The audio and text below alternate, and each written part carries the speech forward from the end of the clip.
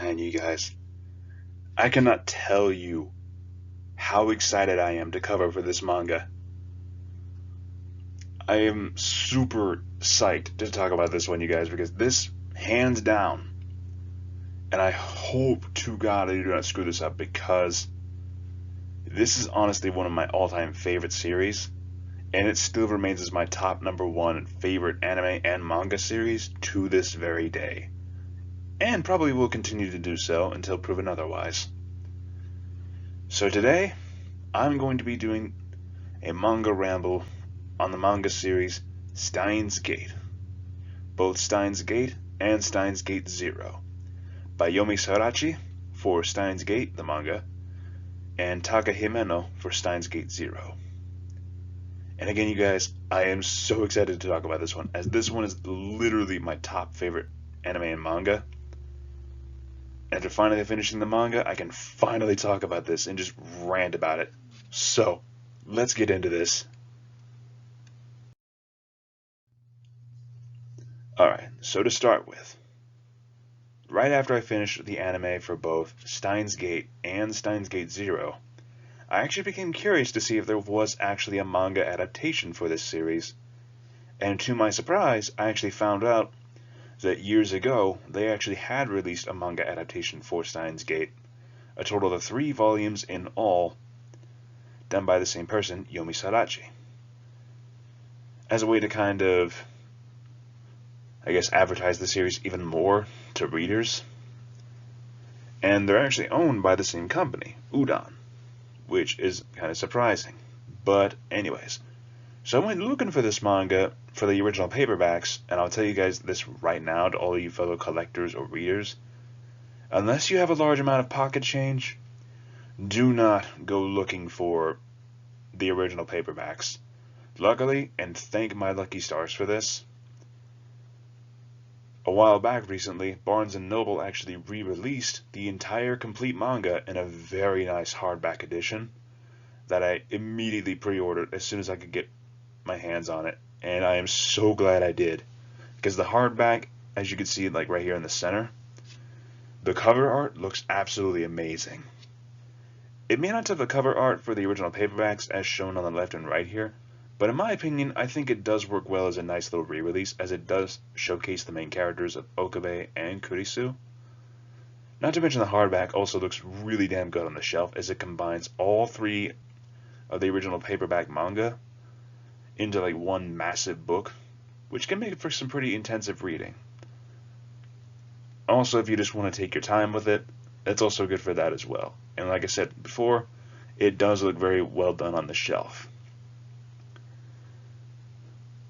And to be honest with you guys, I finally got the chance to finish this as of recently, and I'll tell you right now, the manga was very well done.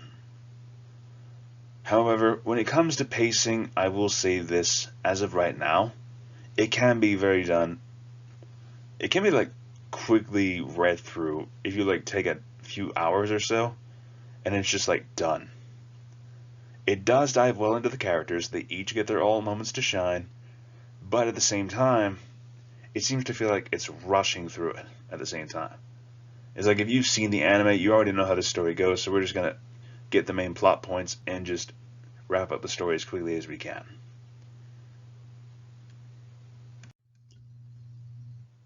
So all in all, even though I really detest saying this, I will say that the manga is less than or at least equal to the anime.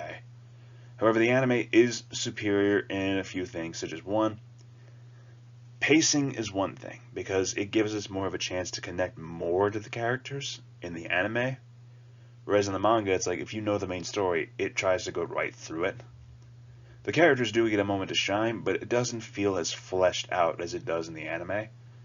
So I will say they're at least equal. I will say in regards to pacing as well as character development, the anime does take its time more than the manga does, although that can be like a good or bad thing depending on if you've seen the anime first or not. It's like if you want more of a paced story, then definitely check out the anime, but if you just want like a good read, then go for the manga. But now keep in mind, I did say I would be covering Steins Gate 0, but this is just covering through the original Steins Gate manga as of right now. So I will say this. The positives. The art style for Steins Gate, the manga art is very well done. There are times where it does have its goofy moments, and then there are times when it gets very serious, and the art style definitely addresses each moment very well. Same as the anime, really. The anime, while it does have a lot of color, it's very hard to do that in manga. So the black and white just really highlights the facial expressions even more. So like I said, in regards to pacing, the anime is very well done, whereas the manga is less so. But again, I will also say that they are very much equal to each other, as it is essentially the same story, but just one goes quicker than the other. Anyways, let's get right on to Steins Gate 0, shall we?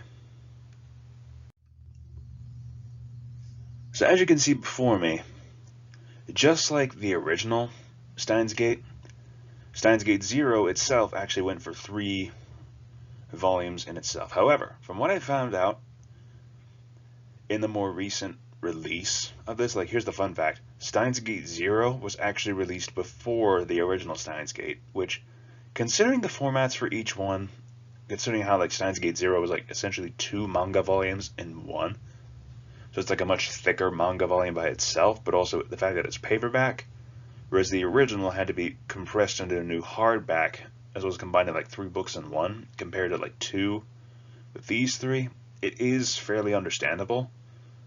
And yet it still is kind of funny to me how the sequel / prequel to this, or I guess midquel of the original, came out before. Steins Gate 0 actually came out before Steins Gate 0 in regards to, I guess, re-release. Anyways, but Steins Gate 0 is by far still an amazing story to read, especially after you've read the original series and you want to see the what-if storyline.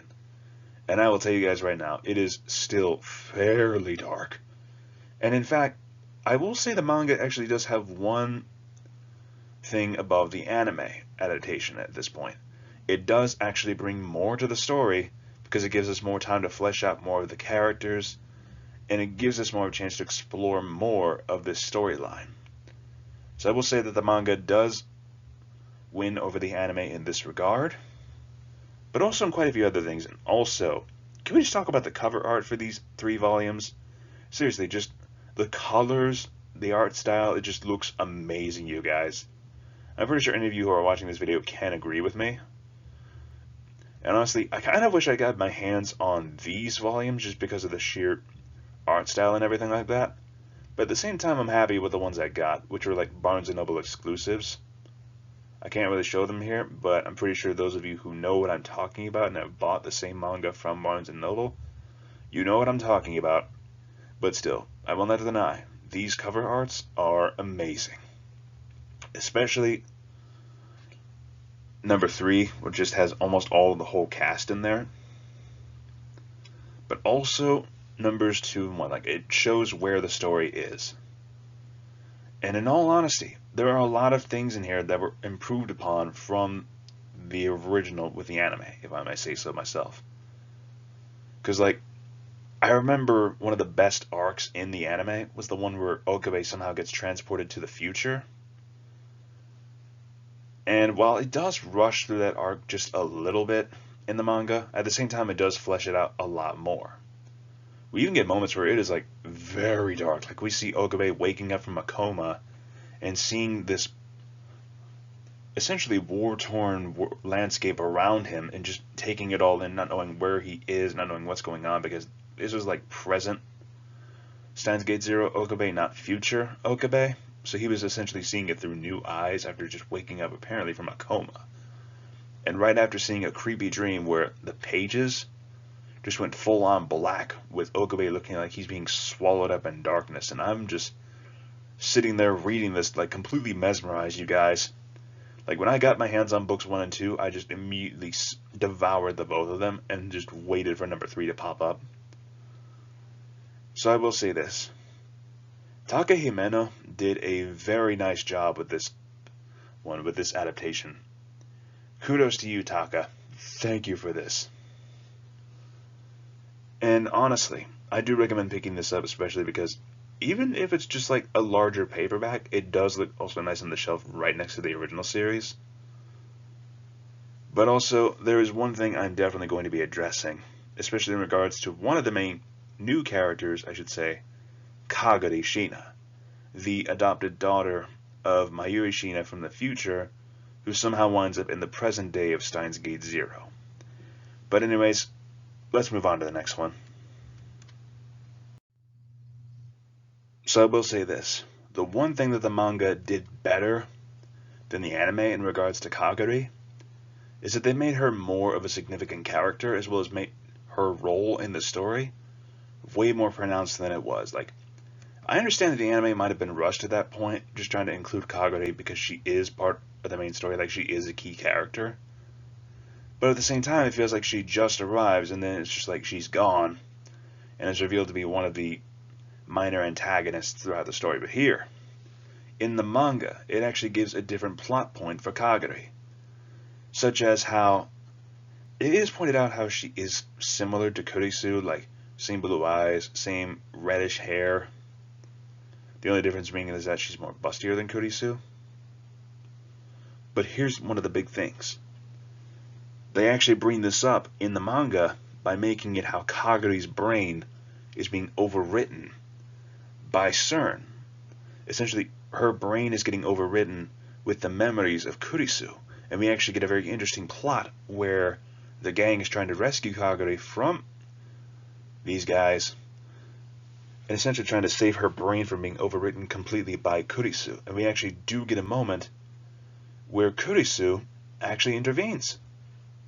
At least in spirit, from what I understand. Like, just through that, just like protecting Kagari from being erased by Kurisu, that was just an amazing way to bring Kagari more into the plot, and actually made me care more about the character, if I'm going to be completely honest. Like, that was a very nice change, and I applaud the manga for making Kagari a more significant character here. I absolutely applaud that. I really, really do. So, I will say this. This definitely gives a point to the manga above the anime. But the anime is still very much incredible. Okay, you guys? Anyways, but for now, I think I've ranted enough. So for now, I'm just going to talk about some of my favorite characters from this entire series. Alright, so let's move on. So I will say this. Besides Okabe and Kurisu, who are my all-time favorite characters, because A, Okabe is by far who I actually want to be like sometimes. Just be absolutely insane, talk crazy, weird people out, just like go full on nuts, act like a crazy person sometimes, and just feel free to be myself, you know, feel free to just be nuts, be who I am. And honestly, the trauma this guy goes through, and he still keeps on pushing forward, is inspiring in a lot of ways, you guys. I absolutely love it when he just laughs like a madman and just pronounces himself as Hoin Kiyoma. I still love it to this day, and every time I see him popping up with that laugh, it makes me laugh too, you guys. I absolutely love it, and I love the sass that he has with Kurisu. Like, these two automatically make my favorite couple in anime, just because of the chemistry between these two. Not to mention, with Kurisu, she is a tsundere character, but she's a likable tsundere character. She does not immediately like strike out at Okabe or anything like that. She just kind of sasses him back, and just watching these two sass each other back and forth is just extremely funny to watch, as well as entertaining, because you have no idea what these two are going to throw at each other, and yet it's obvious to you, the viewer, that these two do like each other in some way, shape, or form. And then finally, when they kissed, the kiss scene between them two, I was just like, yes, finally, you two admitted to each other. But another favorite character of mine, and this actually surprised me, was Urushibara Ruka, or Luca as they are known in the manga and the game adaptation. But anyways, but since the anime called them Ruka, I'm just going to call him that. Anyways, Ruka by far snuck up on me as another favorite character of mine, but to be fair, Steins Gate does not have a single bad character in this series. And if anyone here says otherwise, I will fight you on that. Alright? Seriously, this might be me going through the rose-tinted glasses, but throughout it all, Steins Gate, from what I saw, did not have a single bad character. A single badly written character. But Ruka, especially, was just an interesting character, because I remember when I first saw them pop up in the anime, I was just thinking, oh, this is a cute little girl. And it's revealed that it's actually a dude. That Ruka's actually a dude who just looks so feminine and yet is a dude. And I'm just like, God damn it! Like, I got trapped so easily. I got baited so hard, and I just wanted to kick myself at that point. But at the same time, I'm just like, are you kidding me? But then it's revealed later on that Ruka's wish is to be, like, actually a girl, instead of being so feminine but still being a guy. And I gotta tell you guys, seeing how they use the time machine, which I'm sorry I didn't mention that. But anyways, so the fact that Ruka uses the time machine to essentially change themselves and be full biologically a girl, and finding out later on that in order to save one of the main characters from a horrible fate, that she, at this point, has to give up that chance to be a girl and actually be comfortable in her own skin, was heartbreaking to see. Not to mention the fact that it's revealed that Ruka actually likes Okabe. And I'll tell you guys right now, the scene right before Okabe undoes the message that changed Ruka's gender, I have to admit, that part where Ruka was just tearfully confessing that she's always liked Okabe, but it kept her distance because, well, he was a dude. But it's just like, it was heartbreaking to watch. I'm not going to lie to you guys. I actually teared up a bit when I was watching it, as well as when I was looking at the kiss scene between Okabe and Kurisu. I actually teared up a little bit at both scenes. I'm not going to lie to you guys. This is one of the few series that actually got me emotionally attached to the characters. And I love and hate the series for this. But again, these are definitely some of my favorite characters from the series. But again, I say this, and I'm probably repeating myself, but Steins Gate overall did not have a single bad character here. Not at all. Anyways, let's go ahead and move on to the rating. But for those of you who know already from my rambles, you already know what the heck I'm going to give it. So let's get right into it. So all in all, I will give Steins Gate a solid 10 out of 10 for both great characters, a very gripping story, and just all around a very enjoyable experience. Like, this by far has to be one of my favorite science fiction series that I have read, as well as one of the best time travel based series that I've ever witnessed. And like I said again, this will continue to be my all-time favorite anime and manga series unless something else comes along and proves me otherwise. Either way, you guys, if you have made it this far into the video, thank you again for listening to this crazy man's ramblings. And honestly, if you guys have any more manga recommendations for me, please let me know in the comment section down below, as I am more than willing to check them out and then give my personal opinion on them. Anyways, you guys, if you did like this video, please feel free to leave a like, feel free to leave a comment down below, share this with your friends, and if you aren't subscribed, feel free to subscribe below. Anyways, you guys, thank you again for listening, and I will leave you all with these parting words. El Sai Kongru.